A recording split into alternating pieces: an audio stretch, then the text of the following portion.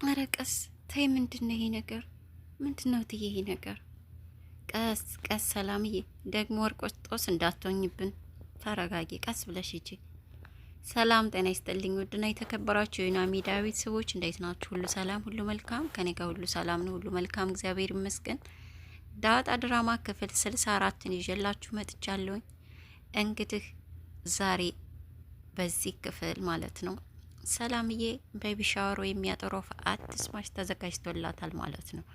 ከዛ በፊት ግን ለማስታወስ ያህል በክፍል 63 ላይ ወይዘሮ ማርታና አቶ ደረጀ ሰላምን ጠርተው የግድ የልጅሽን አባት መናገር አለብሽ ብለው ሊጠይቋት አቅርበዋት እንደነበር ነው የጨረስ ነው። ዛሬም በዚሁ ነው ምን ጀምረው።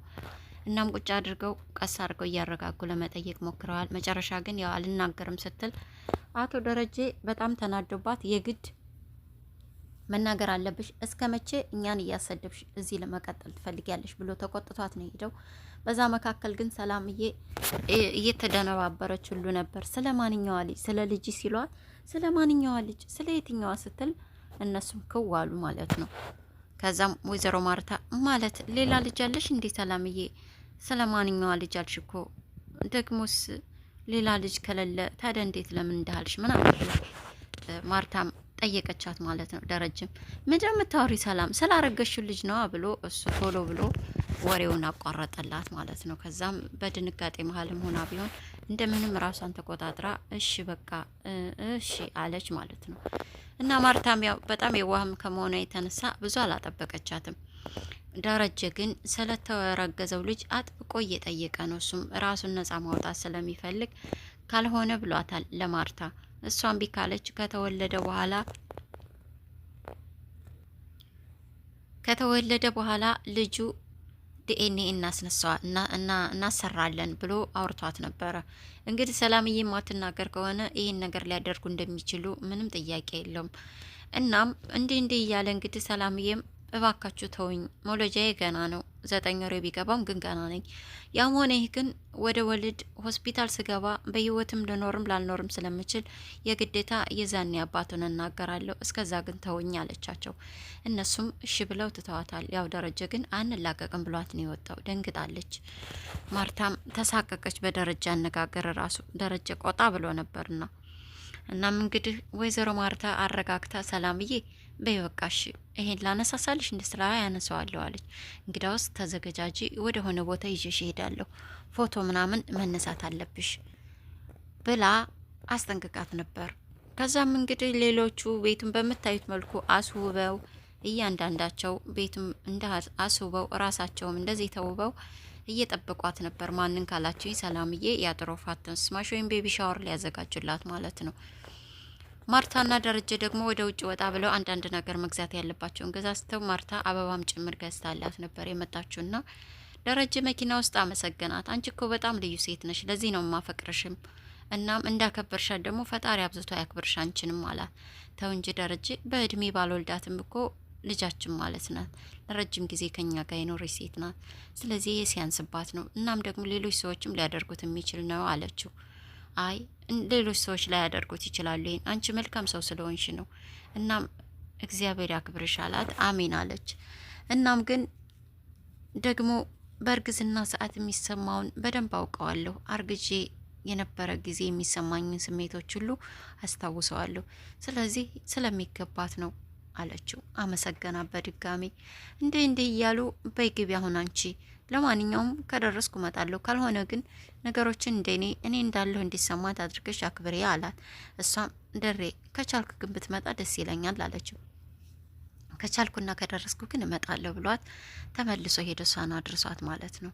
እንግዲህ እንደዚህ አድርገው አሰማምረው ሲጠብቋት ወይዘሮ ማርታ ደግሞ ሰላምዬን እንደዚህ ፋሽ ብርቅ ድምቅ አድርጋ ፊቷን ሸፍና ቀስ አድርጋ ይዛት መጣች ማለት ነው። እዚህ ጋር ስትደርስ አረትዬ እንዳልወርቅ ግን ምንድነው? ወዴት ነው የምትወስጂኝ?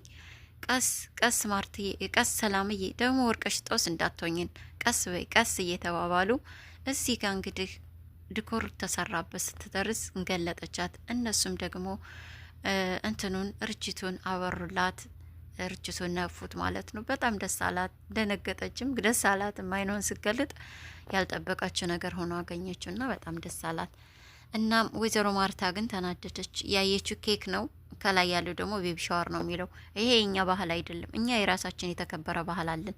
ይሄን ኬክ አንሶልኝ፣ የራሴን የማመጣው ቃልኝ አንሶ ብላ ኬኩን አስነሳቻቸው። እናም ያ ጥሩፋት ትስማሽ፣ በሰላሙ ለጂ፣ የፊትሽን በኋላሽ ያድርግልሽ ብላ እንግዲህ ምርቃቷን ጀምራ በልልታም ጀምራ ወንበሩ ላይ እንደዚህ በምታዩት መልኩ ሶፋው ላይ አስቀምጣት፣ እሷ ደግሞ እንግዲህ ጉድ ጉድ ማለት ያዘች። ገንፎዋን አቀረበች፣ ቡናዋን አቀረበች። እንዲህ እንዲህ ነው የኛ ባህል ይሄ ነው ብላ በመጨረሻም ደግሞ ቄቤዋን አምጥታ ቄቤዋን ቀብታ አራስና እርጉዝ ጸጉራቸው ወይም ማናታቸው መድረቅ የለበትም የኛ ባህል ይሄ ነው ብላ ቄቤዋን ቀብታ ባህሏንም ማስተዋወቃ በምታዩት መልኩ ፏ ሽብርቅ ደስ ብሏቸው ቆንጆ በዓል እያከበሩ ይገኛሉ። አብጌል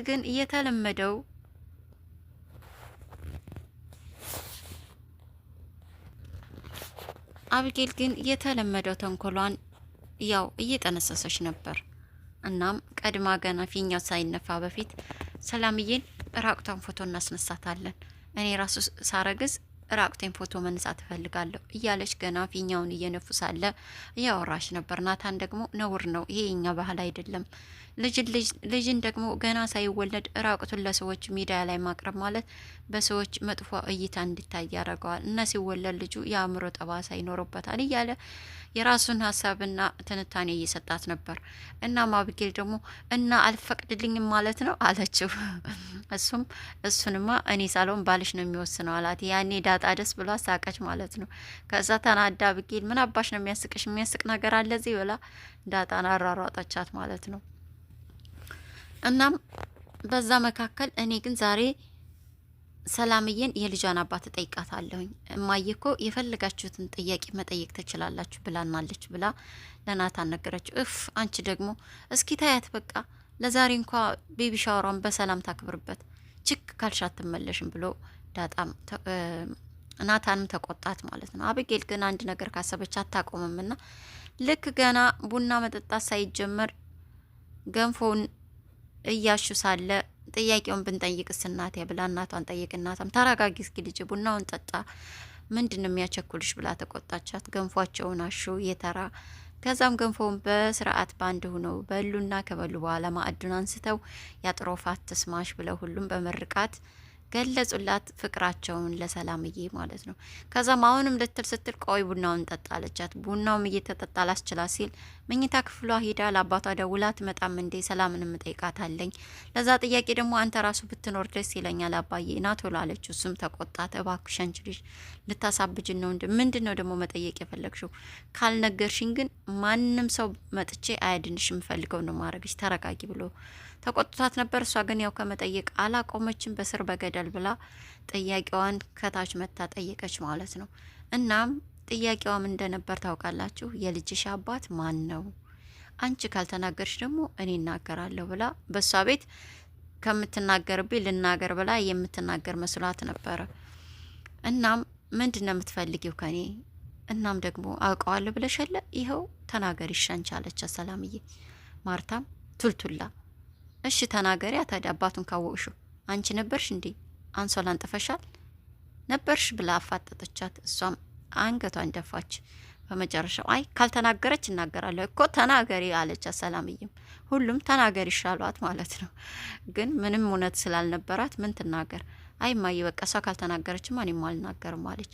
በዚህም አላቆመችም። እንዲህ ብለው የሰላምዬን ያጥሮፋት ትስማሽ ጨርሰው ተመራርቀው ከተለያዩ በኋላ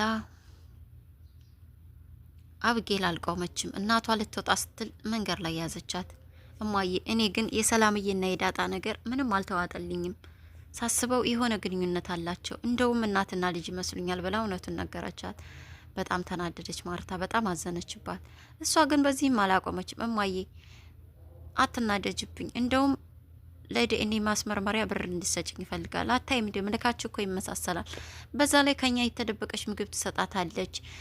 ባለፈው እኔን የመታች በጥፊ አንቄ ገላታለሁ በተኛችበት ስላልኳት ነው። ለእሷ ሲሏት ታዳላለች። እኔ ግን እናትና ልጅ ነው ይመስሉኛል። ሰላምዬን በዚህ ልክ እንዴት እንደጠረጠረቻት ገርሟት በጣም አዘነችባት እናቷ። አብጌል ግን ግድ አልሰጣትም የእናቷ ማዘን። እናቷም እኔ ምልሽ ሰላምዬ እኮ ለ20 አመት ከዛም በላይ እኛ ጋር ኖራለች። ዝም ብሎ ከንፋስ መጥቶ ተወልዶ ዝም ብሎ ልጅ ማለት አለ እንዴ? እንዴት ነው እኛ ሳናቅ ወይት ወልዳ አሳድጋት ነው ልጇ ናት የምትዩ? በጣም ጥሩ ሰው ስለሆነ ጸባያ ጥሩ ስለሆነ ሊሆን ይችላል ሰላምዬ ዳጣን ይወደደቻት። በዛ ላይ አሁን አይደል እንደ መቀራረብስ የጀመሩት። አረ እንደው ባክሽ አንቺ ልጅ አታሳብጅን ባክሽ እያለች ከእሷ ጋር እየተጨቃጨቀች ሳለ ውሀዬና ጓደኛ ማለትም ባልትና ውጭ ላይ ነበሩ ማለት ነው፣ ኳስ እየተጫወቱ። ግን ውሀዬ እንደ ሀሳብ መጣላት። ዳጣና ናታን ግን ተቃቅፈው እኛን ኳሳችንን ሊቀሙን እየተመካከሩ ነው፣ ጥግ ላይ ሆነው አለቻት። ባልትና ደግሞ ባልና ሚስት ናቸው እንዴ? ለምን እንደሚተቃቀፉት አለቻት።